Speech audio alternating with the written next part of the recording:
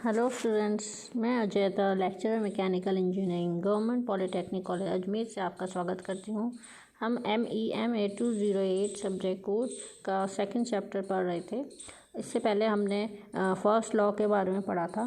तो first law, प्रथम नियम थर्मोडायनामिक्स का में हम ये देख चुके हैं कि यह ऊर्जा के विभिन्न प्रकारों की समता को दर्शाता है। एक प्रकार की ऊर्जा को दूसरे के ऊर्जा के तुल्य माना गया है। दूसरे शब्दों में यह ऊर्जा के संरक्षण को ही दर्शाता है। यह किसी प्रकार की दिशा नहीं दर्शाता है। वास्तव में स्थिति इस प्रकार की नहीं होती है। इसको ऊष्मागति के द्वितीय नियम के द्वारा स्पष्ट किया जाता है। इसके अनुसार समस्त प्रकार की ऊर्जाएं जो हैं वो कार्य संपन्न करने की दृष्टि से समान नहीं होती हैं। कई प्रकार से ऐसे प्रक्रम असंभव हैं जो प्रथम नियम का उल्लंघन न करके भी संपन्न नहीं किए जा सकते हैं।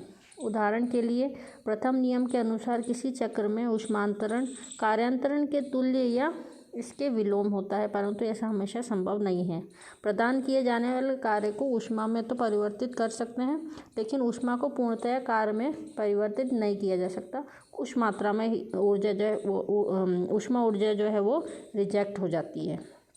एनवायरनमेंट में पूरी तरह से आइसोलेटेड सिस्टम नहीं हो सकता प्रकृति में। तो इसलिए ही हम जो वर्क होता है उसको हाई ग्रेड एनर्जी कहते हैं, क्योंकि हीट को वर्क को पूरी तरह से हम हीट में कन्वर्ट कर सकते हैं। और जो हीट है वह लो ग्रेड एनर्जी होती है, क्योंकि वह कुछ मात्रा में हमेशा रिजेक्ट हो जाती है कन्वर्जन में। पूरी तरह से हीट को हम वर्क में कन्वर्ट नहीं कर सकते हैं।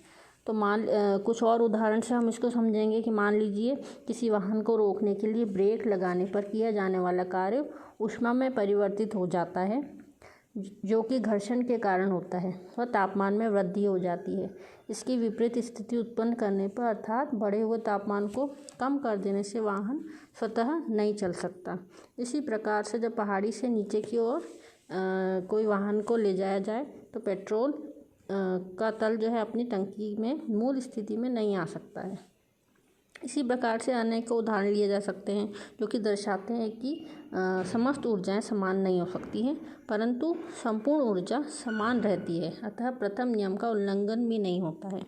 तो इस प्रकार से जो सेकंड लॉ है उसके अनेक वैज्ञानिकों द्वारा अनेक प्रकार की परिभाषाएं दी गई हैं। इनमें से निम्न दो प्रकार की प्रमुख हैं। पहली जो है वो केल्विन प्लैंक स्टेटमेंट, जिसके अनुसार साइक्लिक प्रोसेस पर चलने वाला एक ऐसा इंजन बनाना असंभव है जो कि हीट को एकमात्र हीट सोर्स से प्राप्त करे और उसे पूरी तरह से वर्क में परिवर्तित करे। अर्थात ऊष्मा को वर्क में पूरी तरह से कन्वर्ट करना असंभव है।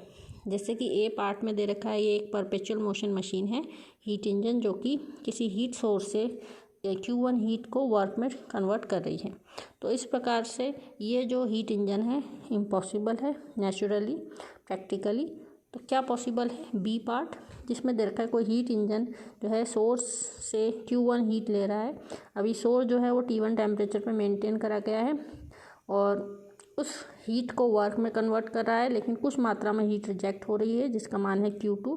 और ये हीट जहाँ रिजेक्ट हो रही है उस बॉडी को हमने कहा है सिंक, और यहाँ पे ये टेम्परेचर T2 पे मेंटेन है। तो सोर्स का टेम्परेचर ज़्यादा है कंपेरेटिव टू सिंक का टेम्परेचर। तो ये पॉसिबल इंजन है। तो इसमें हम लिख सकते हैं Q1 बराबर Q2 प्लस W। कितना वर्क मिला हमें वह हम हीट से निकाल सकते हैं, Q1 माइनस Q2 से, heat supplied minus heat rejected. तो अब ये क्योंकि हीट इंजन है, किसी ऊष्मा ऊर्जा को यह कार्य में कन्वर्ट कर रहा है, तो इसका हम दक्षता एज अ परफॉर्मेंस पैरामीटर हम निकाल सकते हैं थर्मल एफिशिएंसी। जो हम एफिशिएंसी के बारे में जानते हैं क्या होता है, आउटपुट अपॉन इनपुट। तो यहाँ पे इंजन जो है आउटपुट किस रूप में दे रहा है, कार्य के रूप में। तो हीट की फॉर्म में लिख सकते हैं heat supplied minus heat rejected, और इनपुट किस रूप में दे रहे हैं हम, हीट के रूप में अपॉन हीट सप्लाइड। तो इस प्रकार से अगर हम तापमान के रूप में थर्मल एफिशिएंसी निकालें हीट इंजन की, तो वो होगा T1 minus T2 upon T2। तो इस स्टेटमेंट से ये कथन ये भी बताता है कि ऐसा कोई भी इंजन, उसकी थर्मल एफिशिएंसी कभी भी 100% नहीं हो सकती या उससे ज़्यादा, हमेशा 100% से कम ही हो। ठीक है। अब दूसरा स्टेटमेंट जो है वो है क्रॉसियस स्टेटमेंट।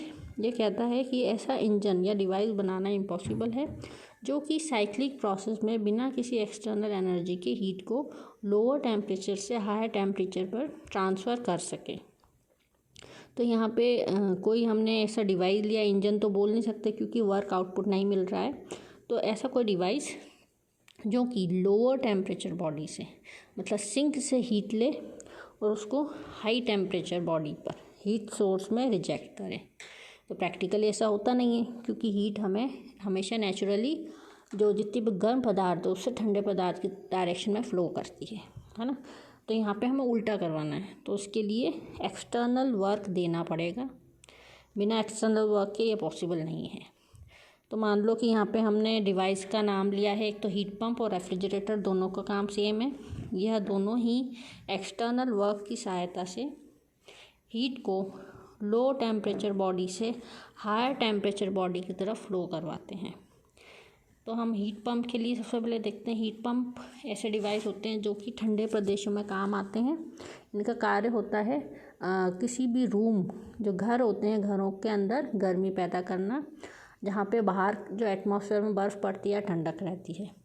तो यह इस केस में, हीट पंप के केस में, जो हीट सिंक है वो सराउंडिंग है, बाहर का जो ठंडा एनवायरनमेंट वो है, और हीट सोर्स क्या है, अंदर का रूम जहाँ पे हमें गर्मी पैदा करनी है, जिसका टेम्परेचर ज़्यादा होता है।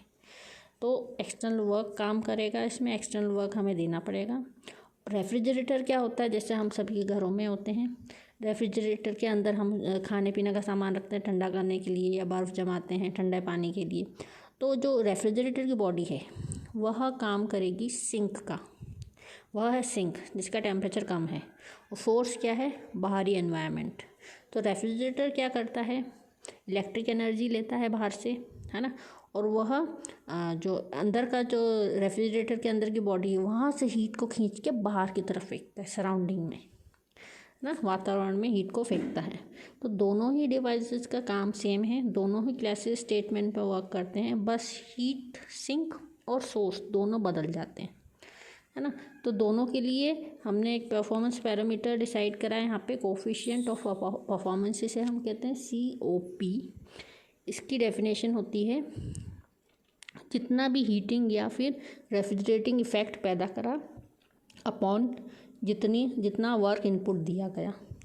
तो यहाँ पे रेफ्रिजरेटर के केस में रेफ्रिजरेटिंग इफेक्ट क्या है, Q2 अपॉन WR। तो Q2 अपॉन WR को हम लिख सकते हैं Q1 माइनस Q2। तो इस तरह से ये टेम्परेचर की फॉर्म में हो जाएगा T2 upon T1 minus T2, COPR के लिए, रेफ्रिजरेटर के लिए। हीट पंप के केस में हीटिंग इफेक्ट क्या पैदा करा गया, Q1। वर्क कौन सा दिया गया है, WP।